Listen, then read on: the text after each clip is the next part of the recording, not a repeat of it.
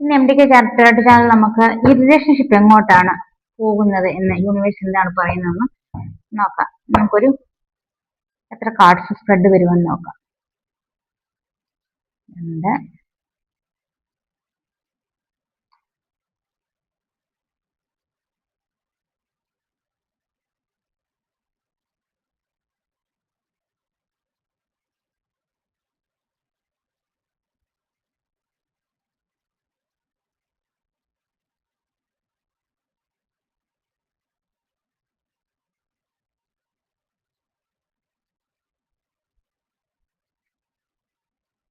നമുക്ക് 6 cards spread എടുത്തിട്ട് നിങ്ങളുടെ ഈ റിലേഷൻഷിപ്പ് എങ്ങോട്ടാണ് പോകുന്നതെന്ന് നോക്കാം.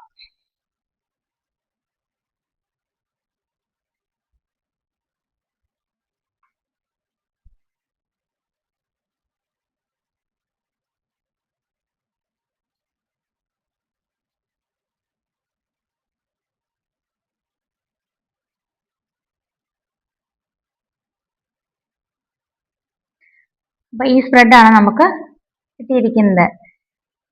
ചിലവരുടെ റിലേഷൻഷിപ്പ് യൂണിവേഴ്സ് പറയുന്നത് വീഡിയോ ഫോൺസിന്റെ എനർജിയിലാണ്, ഒരു കർമ്മ കംപ്ലീഷൻ സ്റ്റേജിലാണെന്നാണ് യൂണിവേഴ്സ് പറയുന്നത്. അപ്പം ആ കർമ്മ കഴിഞ്ഞതിന് ശേഷം ഒരു മാറ്റം അതിൽ പ്രതീക്ഷിക്കാം എന്നുള്ളതാണ് ചിലരുടെ ബന്ധങ്ങൾ കടന്നു പോകുന്ന സ്റ്റേജിനെ പറ്റി യൂണിവേഴ്സിറ്റി പറയുന്നത്. അപ്പോൾ ആ ബന്ധം കടന്നു പോകുന്ന സ്റ്റേജ് കർമ്മ കംപ്ലീഷൻ സ്റ്റേജ് ആണെങ്കിൽ വളരെയധികം ദുഃഖങ്ങളും പ്രയാസങ്ങളും ഒത്തിരി പ്രശ്നങ്ങളിലൂടെ ആയിരിക്കും അവർ കടന്നു പോകുന്നതെന്നാണ് അതിന്റെ അർത്ഥം. കർമ്മ കംപ്ലീഷൻ സ്റ്റേജിലൂടെ കടന്നു പോകുകയാണ് എന്നാണ് യൂണിവേഴ്സ് പറയുന്നത്. രണ്ടാമത്തെ എനർജി വന്നിരിക്കുന്നത് ഈ ഹാങ്ഡ്മാന്റെ എനർജിയാണ്. അപ്പം എങ്ങോട്ട് വേണമെങ്കിൽ പൊക്കോട്ടെ, അത് ഇതിന് ഒരു എന്തെങ്കിലും ഒരു അന്തം ഉണ്ടാവും. അത് പോസിറ്റീവ് ആയാലും നെഗറ്റീവ് ആയാലും ഞാൻ സ്വീകരിക്കാൻ റെഡി ആണ് എന്നാണ് രണ്ടാമത്തെ കാർഡ് ഹാങ്ഡ്മാന്റെ എനർജി പറയുന്നത്. പുള്ളി ഒത്തിരി റിലാക്സ് ആയിട്ടാണ് ഇങ്ങനെ തല ഇങ്ങനെ താഴോട്ടാക്കി നിൽക്കുന്നത് എന്ന് പറഞ്ഞു കഴിഞ്ഞാൽ പുള്ളിക്ക് ഒത്തിരി സീരിയസ്നെസ് ഇതില് വരുന്നില്ല. ഒരു ഇങ്ങനെ പോകുന്നെങ്കിൽ പോട്ടെ, ഇല്ലെങ്കിൽ വിട്ടിട്ട് പോട്ടെ എന്നുള്ള ഒരു ചിന്ത വെച്ചിട്ടാണ് മുന്നോട്ട് പോകുന്ന എനർജിയാണ് ഈ ഹാങ്ഡ്മാന്റെ എനർജിയിലൂടെ നമുക്ക് കാണാൻ പറ്റുന്നത്. എന്ന് പറഞ്ഞാൽ ഒരു പുള്ളി ചിലപ്പോൾ ഒരു നോ കോണ്ടാക്ട് സിറ്റുവേഷനിലുള്ള ഒരു വ്യക്തി ആയിരിക്കാം. ഇത് കുറെ ദിവസം മിണ്ടും, കുറെ ദിവസം മിണ്ടത്തില്ല, അങ്ങനെ പോകുന്ന ഒരു വ്യക്തി ആയിരിക്കാം. അപ്പൊ ആ വ്യക്തിക്ക് നിന്നാലെന്ത് പോയാലെന്ത് എന്നുള്ളൊരു മനസ്സിന്റെ ഒരു എന്ന് പറഞ്ഞാൽ മനസ്സിൽ ഒരു ദൃഢനിശ്ചയം എടുത്ത് ആ വ്യക്തി മുന്നോട്ട് വരുന്നില്ല എന്നാണ് നമുക്ക് ഈ രണ്ടാമത്തെ സ്പ്രെഡ് പറഞ്ഞു തരുന്നത്. മൂന്നാമത്തെ സ്പ്രെഡിൽ പറഞ്ഞിരുന്നത് 5 ഓഫ് കപ്പിന്റെ എനർജിയിലാണ്. അപ്പം എല്ലാം ഉണ്ടായിട്ടും ഒറ്റയ്ക്കായി പോയൊരു മനുഷ്യൻ എന്ന് പറഞ്ഞു കഴിഞ്ഞാൽ സ്വത്തും പണവും എല്ലാം ഉണ്ടായിട്ടും ബന്ധുജനങ്ങളും എല്ലാം ഉണ്ടായിട്ടും ഒറ്റപ്പെട്ട ഒരു എനർജിയാണ് മൂന്നാമത്തെ കാർഡ് 5 ഓഫ് കപ്പിൽ പറയുന്നത്. എന്ന് പറഞ്ഞാൽ ടാറോയിൽ അൺലക്കി 5 ആണ് ആ കാർഡ്. അപ്പോൾ പൊതുവെ ആ കാർഡ് വെച്ചിട്ട് അറിയാം, പോയ റിലേഷൻഷിപ്പിനെയോ പോയ ബന്ധങ്ങളെയോ ഓർത്ത് കരയുന്ന ഒരാളാണ്. അതിലും നല്ല ബന്ധങ്ങൾ വന്നുകൂടുന്നു, അതിലും നല്ല റിലേഷൻഷിപ്പുകൾ നിന്റെ ജീവിതം നല്ലതാക്കാൻ മനോഹരമാക്കാൻ യൂണിവേഴ്സ് കൊടുക്കുന്നുണ്ട് എങ്കിൽ ആ വ്യക്തിക്ക് സങ്കടങ്ങൾക്കുള്ളാൽ ചുറ്റപ്പെട്ട് കിടക്കുക, അയാളുടെ ചിന്തകളാൽ ചുറ്റപ്പെട്ട് കിടക്കുകയാണ്ട് ഇതൊന്നും കാണാനുള്ള ശേഷി അയാൾക്ക് ഇല്ല. അപ്പൊ യൂണിവേഴ്സിറ്റി കപ്പ് അതിൽ നിന്നുള്ള 2 കപ്പ് മലർത്തി വെച്ച് കൊടുത്തിട്ടുണ്ടെങ്കിലും ആ വ്യക്തിക്ക് അത് കാണാനുള്ള കഴിവില്ല എന്ന് പറയുന്നു. 2 ഓഫ് വാൺസിന്റെ എനർജിയാണ് അടുത്തത്. 2 ഓഫ് വാൺസിന്റെ എനർജി എന്ന് പറഞ്ഞാൽ ആ വ്യക്തി നിങ്ങളിലേക്ക് ഇനി എന്ത് ചെയ്യണം, നെക്സ്റ്റ് സ്റ്റെപ്പ് നിങ്ങളിലേക്ക് വരണം, അതോ ഞാൻ ഇങ്ങനെ ഒഴിഞ്ഞു മാറി നിൽക്കണം എന്ന് ആലോചിക്കുന്ന ഒരു സ്റ്റേജാണ്. അപ്പം ആലോചനയിലാണ് ആ വ്യക്തി. ഇത് മുന്നോട്ട് എങ്ങനെ, ഏത് എന്നാ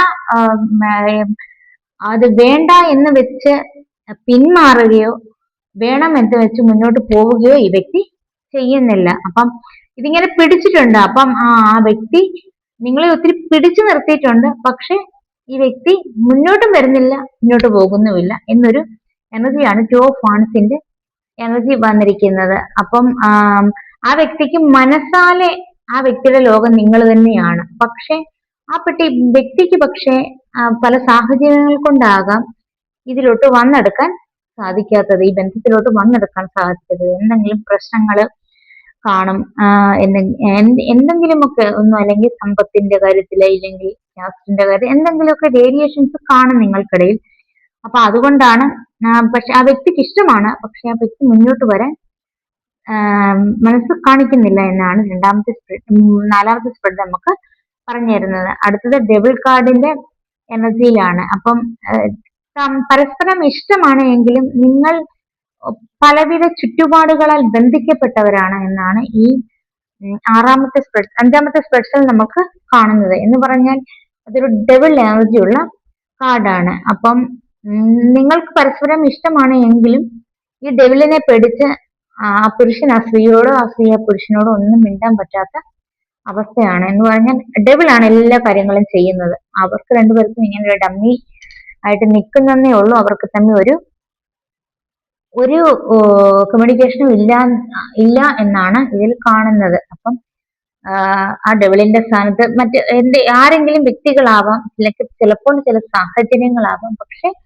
ആ ഡെവിളിനാൽ ചുറ്റപ്പെട്ടിരിക്കുന്നു ഈ ബന്ധം എന്നാണ് ഈ സ്പ്രെഡിൽ കാണിച്ചു തരുന്നത്.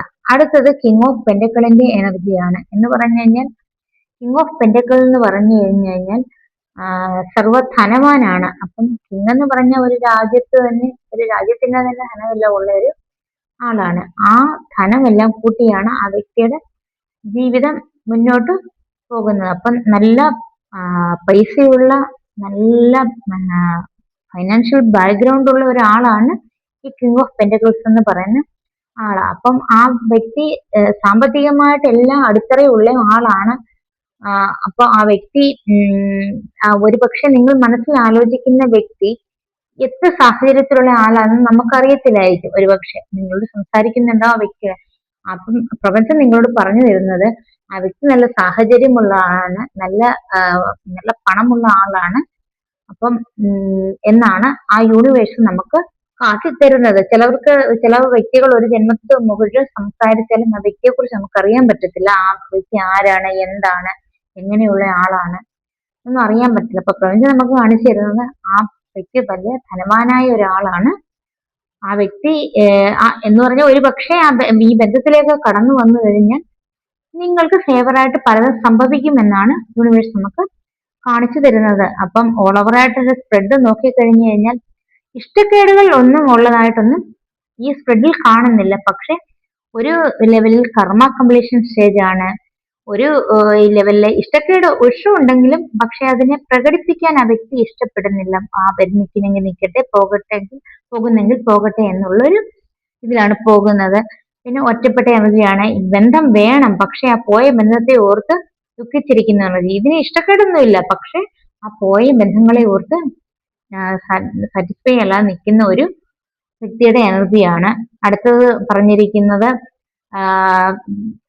പിടിച്ചിട്ടുണ്ട്, മുന്നോട്ട് വരുന്നുമില്ല, എന്നാൽ പിന്നോട്ട് മാറുന്നുമില്ല, അങ്ങനത്തെ ഒരു അവസ്ഥയിൽ ചുറ്റപ്പെട്ട ഒരു എനർജിയാണ് ടു ഓഫ് വാൺസിന്റെ എനർജി. അടുത്ത എനർജി പറഞ്ഞത് ഡെവിളിന്റെ എനർജിയാണ്. അപ്പൊ ആ എനർജിക്കകത്ത് ഇവരെ ഒരുമിച്ച് ചേർക്കാൻ ഈ ഡെവിൾ സമ്മതിക്കുന്നില്ല. എന്തൊക്കെയോ നെഗറ്റീവ് ഇവർക്കിടയിൽ ക്രിയേറ്റ് ചെയ്ത് ഇവരെ രണ്ടുപേരെയും പരസ്പരം ബന്ധിച്ചിരിക്കുകയാണ്.